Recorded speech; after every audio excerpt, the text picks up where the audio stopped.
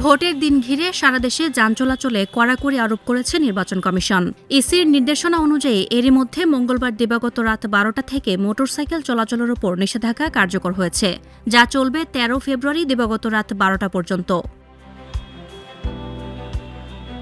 শুধু মোটরসাইকেল নয়, ভোটের দিন অন্যান্য পরিবহনেও রয়েছে বিধিনিষেধ।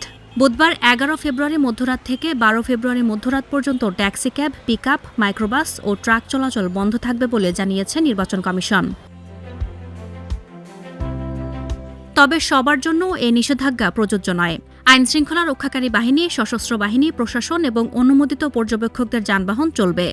এছাড়া জরুরি সেবা, অ্যাম্বুলেন্স, চিকিৎসা ও ওষুধ পরিবহন, সংবাদপত্র বহনকারী গাড়িও চলাচল করতে পারবে।